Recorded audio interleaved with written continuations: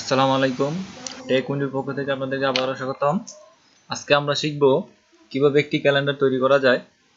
আপনি পিএইচপি কোডের মাধ্যমে সম্পূর্ণ একটা ক্যালেন্ডার কিভাবে তৈরি করবেন। চলুন আমরা শুরু করি। আমরা একটা ফাইল নিলাম, আমরা ফাইলটা পিএইচপি শুরু এবং শেষ করে এটাকে সেভ দিব। আমরা ইন্ডেক্স নামে সেভ করছি। তো সবার আগে আমরা যে কাজটি করব, আমরা একটা টেবিল নিয়ে নিচ্ছি। না, আচ্ছা টেবিল না, আমরা শুরু করছি। তো ক্যালেন্ডারটা তৈরি করার পূর্বে সর্বপ্রথম যে কাজটা করব, আমরা মাসের নামগুলো নিয়ে নেব। আমরা একটা অ্যারের মধ্যে মাসের নামগুলো নিয়ে নিচ্ছি। মান্থ,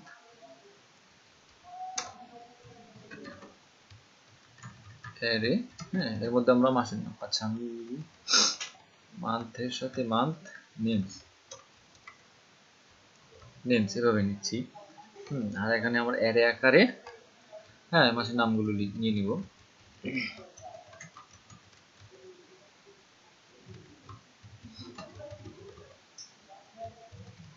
আমরা প্রথম মাসের নাম জানুয়ারি, তারপরে ফেব্রুয়ারি, মার্চ,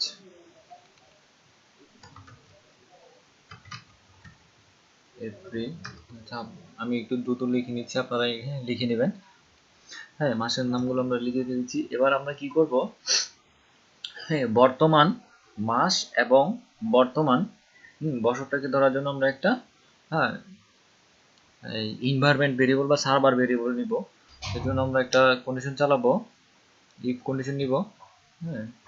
ইফ ইফ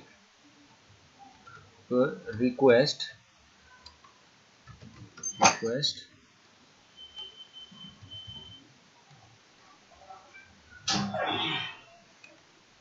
এটা হবে আমার মাসের জন্য। যদি আমার মাসের জন্য রিকোয়েস্ট না করা হয়, তাহলে আমাদের জন্য কি করা হবে, ইফ ইজ নট সেট। যদি মাসের জন্য রিকোয়েস্ট না চাওয়া হয় বা ক্লিক করা না করা হয়, তাহলে আমাদের কি করবে, মাসের জন্য বা যেটা সেট করবে, কি রিকোয়েস্ট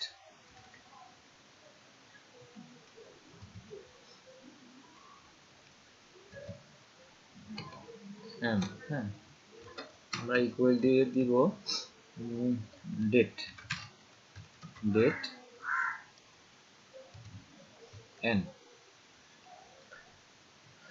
এন্ড দিয়ে আমার ওই মাসের সংখ্যাটা বোঝাবে। যদি আমরা এটা দেখে নেই, দেখুন আমরা এটাকে ইকো দিচ্ছি, ইকো, আমরা ব্রাউজারে গিয়ে রিফ্রেশ দিব।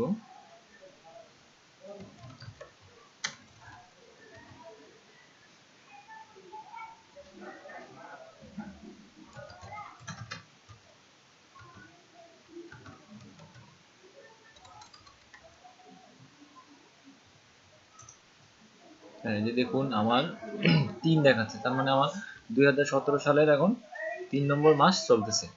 আচ্ছা চলুন যাই।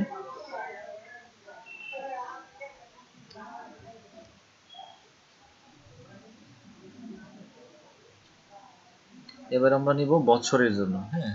আমরা কিভাবে, ইফ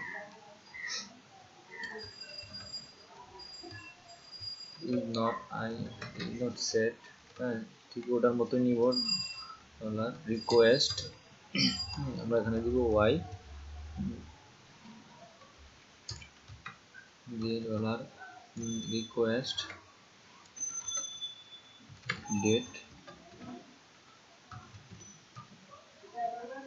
ওয়াই।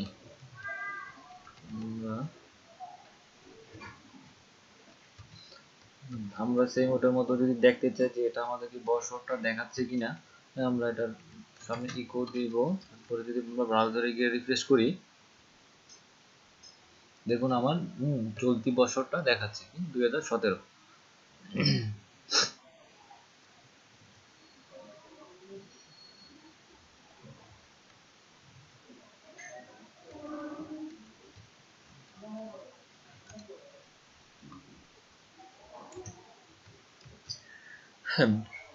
এবার আমরা কারেন্ট মান্থ নামে একটা ভেরিয়েবল নিয়ে আমাদের এই বর্তমান মাস এবং বর্তমান ইয়ারটাকে রাখবো। কারণ এটা তো কখন সেট হবে, যখন আমাদের ক্লিক করা হবে বা বাটনটা সেট করা হবে। তো তার আগে আমরা কারেন্ট মাস এবং কারেন্ট ইয়ারটা একটা ভেরিয়েবলের ভিতরে নিয়ে নিচ্ছি।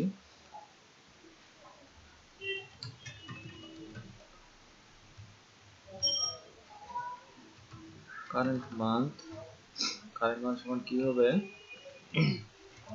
Request M.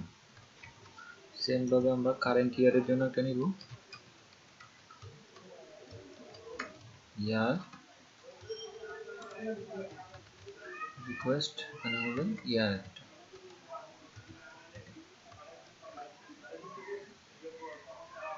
এবার আমরা নিব আমাদের প্রিভিয়াস মান্থ, প্রিভিয়াস ইয়ার, তারপরে আমার প্রিভিয়াস মান্থ, নেক্সট মান্থ এর জন্য আমরা নিব, আমরা সংক্ষেপে নিচ্ছি পি মান্থ, মানে প্রিভিয়াস মান্থ। আমরা কি নিব প্রিভিয়াস মান্থ। আমরা কি করব, কারেন্ট মান্থ থেকে 1 বিয়োগ করলে আমাদের কিন্তু প্রিভিয়াস মান্থটা দেখাবে। তো আমরা করব কি, কারেন্ট মান্থ থেকে 1 বিয়োগ করে দিব। তো আমরা একবার দেখে নিই, যদি দেখি কি দেখায় আমাদের। ইন্ডেক্স ভেরিয়েবল, আচ্ছা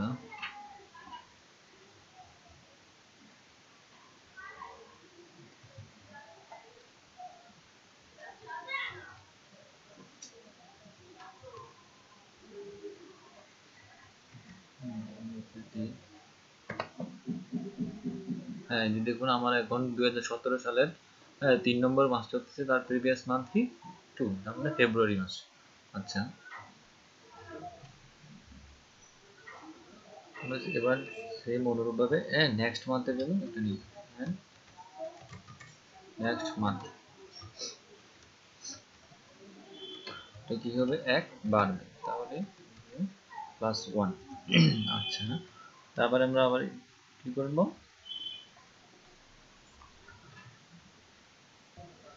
এবার আমরা নেক্সট ইয়ার এবং প্রিভিয়াস ইয়ারের জন্য নিব। তো একটা জিনিস লক্ষ্য করুন, আমরা যদি লিখি end year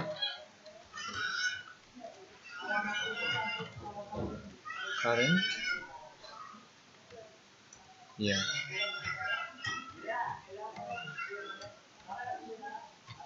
previous year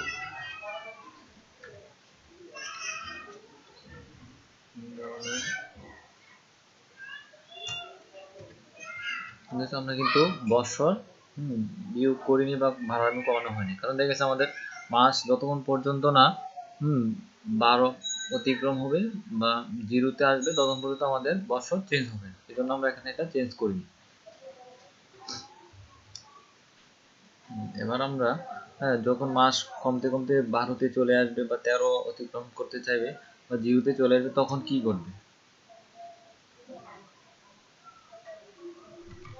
if যদি আমাদের কি প্রিভিয়াস মান্থে যখন আমরা কমাতে কমাতে 0-তে নিয়ে আসবে, তখন আমাদের কি ঘটবে,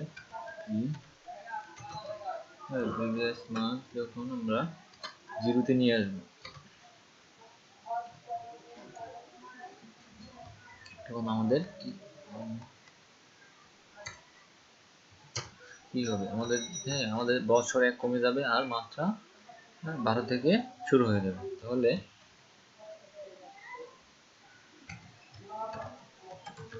মান্থ কি হবে, 12 থেকে শুরু হবে এবং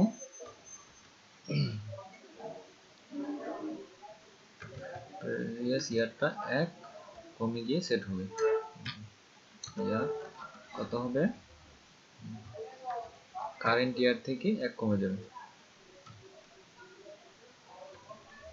কারেন্ট ইয়ার 1 কমে যাবে। ঠিক অনুরূপভাবে আবার যখন মাস বাড়তে বাড়তে যখন আমরা 12-র পরে 13-তে চলে যাব, তখন কি হবে, এটার জন্য আমরা এখন আবার ইফ কন্ডিশনের মাধ্যমে একটা লজিক চালাবো, ইফ ডলার নেক্সট মান্থ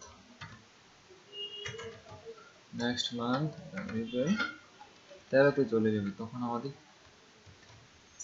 কি নেক্সট মান্থটা কি 0 থেকে শুরু হবে, না সরি 1, নেক্সট মান্থ শুরু হবে 1 থেকে, এবং নেক্সট ইয়ার 1 বেড়ে যাবে।